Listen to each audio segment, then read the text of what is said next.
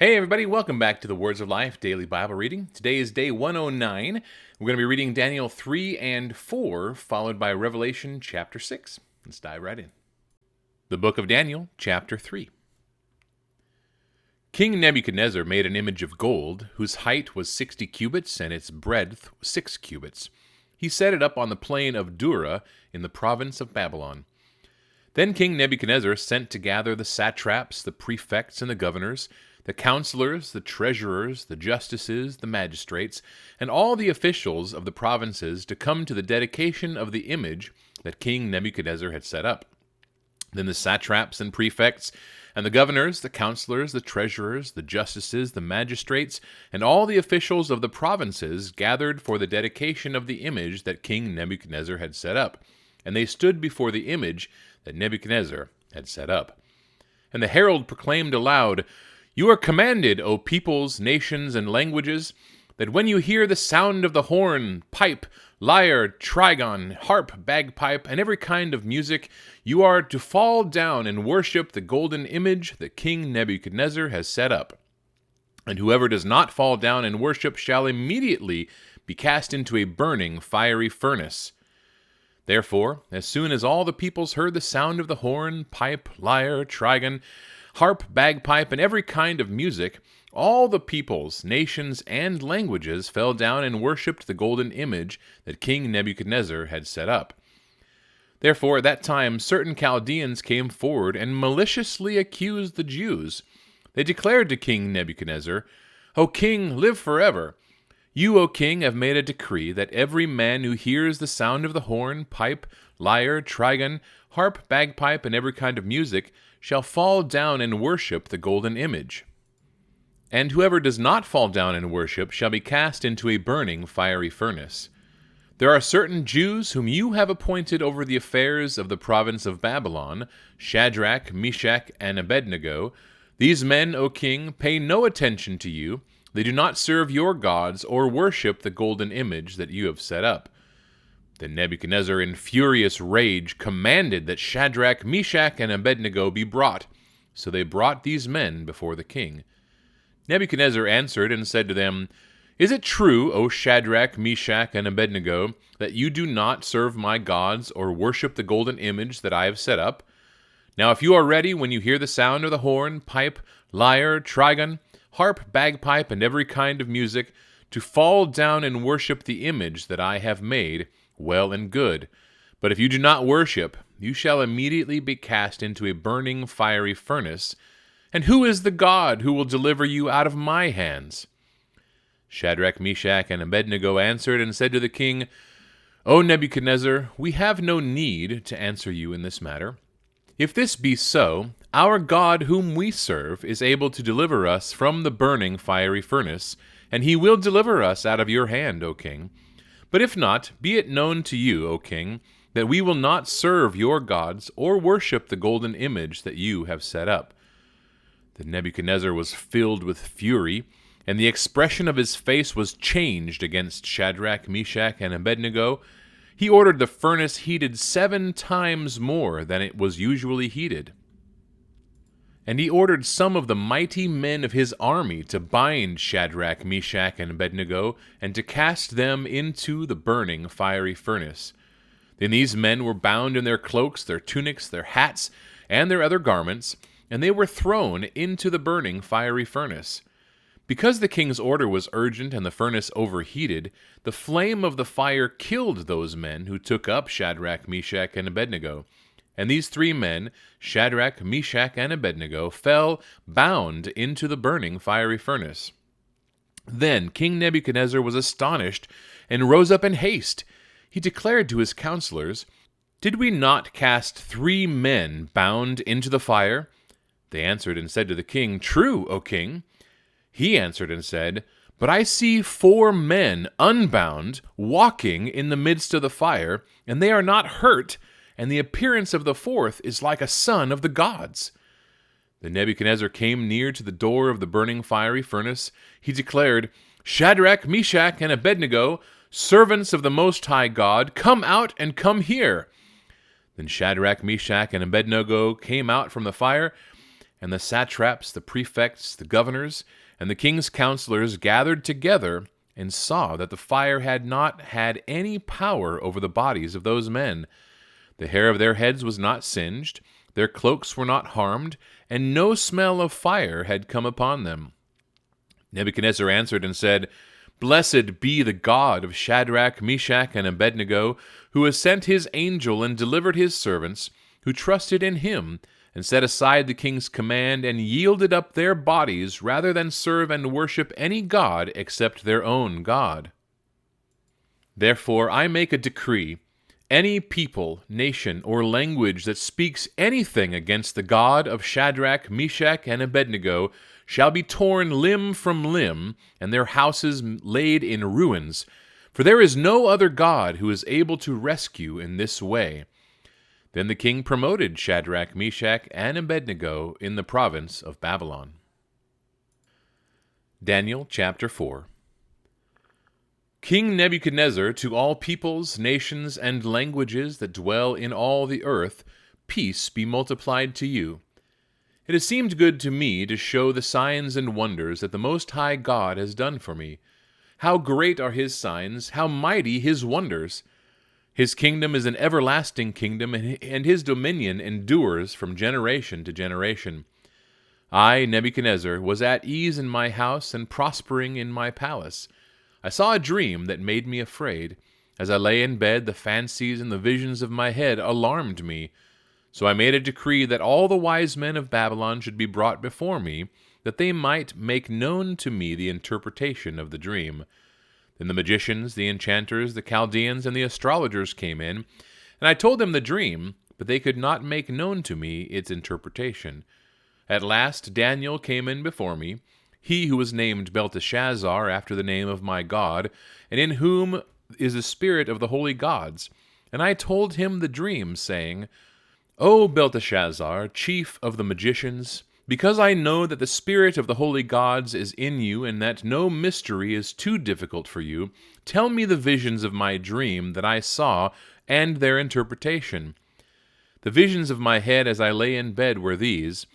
I saw, and behold, a tree in the midst of the earth, and its height was great. The tree grew and became strong, and its top reached to heaven, and it was visible to the end of the whole earth. Its leaves were beautiful, and its fruit abundant, and in it was food for all. The beasts of the field found shade under it, and the birds of the heavens lived in its branches, and all flesh was fed from it. I saw in the visions of my head as I lay in bed, and behold, a watcher, a holy one, came down from heaven. He proclaimed aloud and said thus, Chop down the tree, and lop off its branches, strip off its leaves, and scatter its fruit. Let the beasts flee from under it, and the birds from its branches. But leave the stump of its roots in the earth, bound with a band of iron and bronze, amid the tender grass of the field. Let him be wet with dew of heaven. Let his portion be with the beasts in the grass of the earth. Let his mind be changed from a man's, and let a beast's mind be given to him, and let 7 periods of time pass over him. The sentence is by the decree of the watchers, the decision by the word of the holy ones, to the end that the living may know that the Most High rules the kingdom of men, and gives it to whom he will, and sets over it the lowliest of men.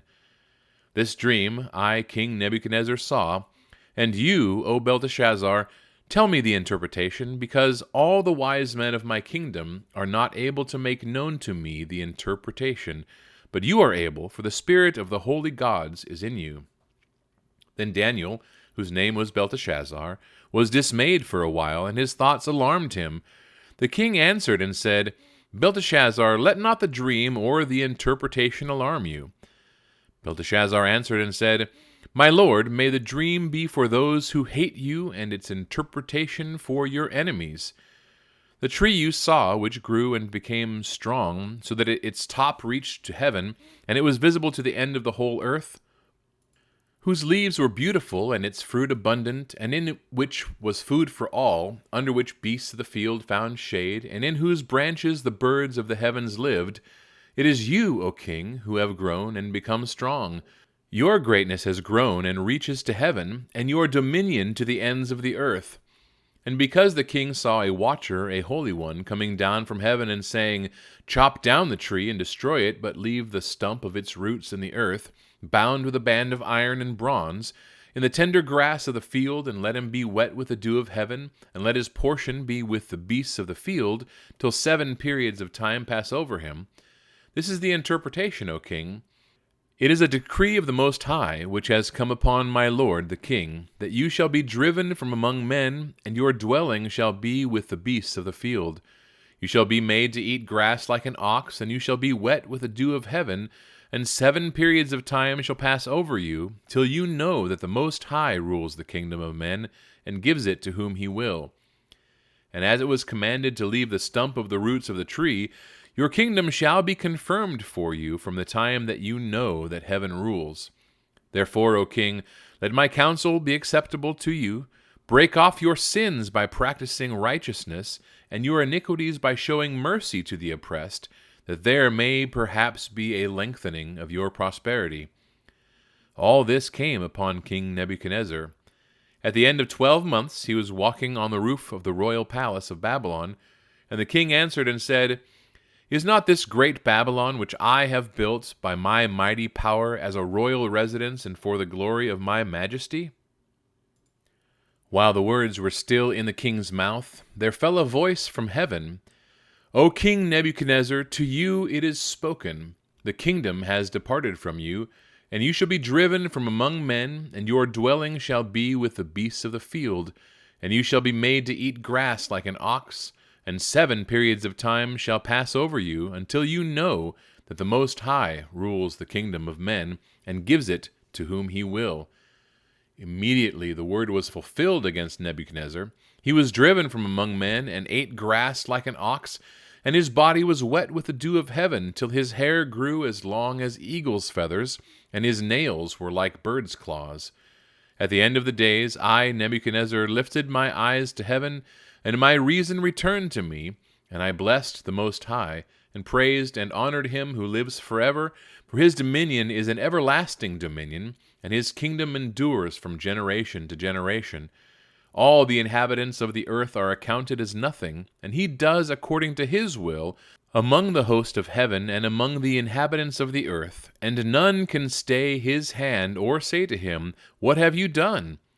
At the same time my reason returned to me, and for the glory of my kingdom my majesty and splendor returned to me.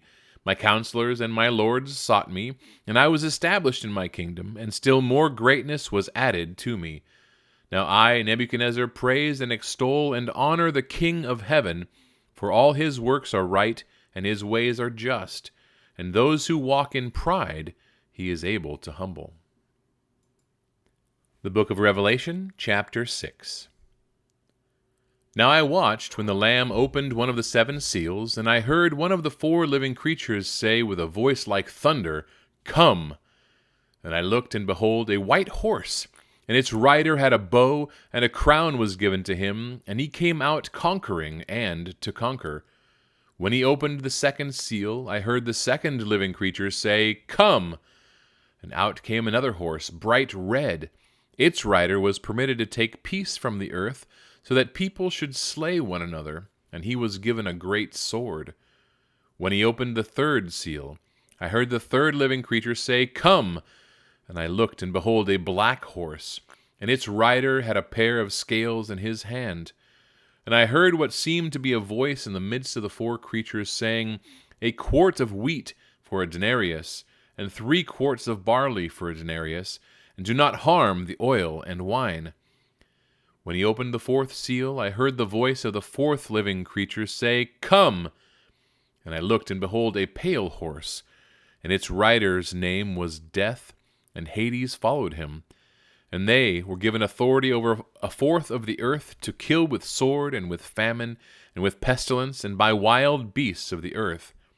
When he opened the 5th seal, I saw under the altar the souls of those who had been slain for the word of God, and for the witness they had borne. They cried out with a loud voice, "O sovereign Lord, holy and true, how long before you will judge and avenge our blood on those who dwell on the earth?"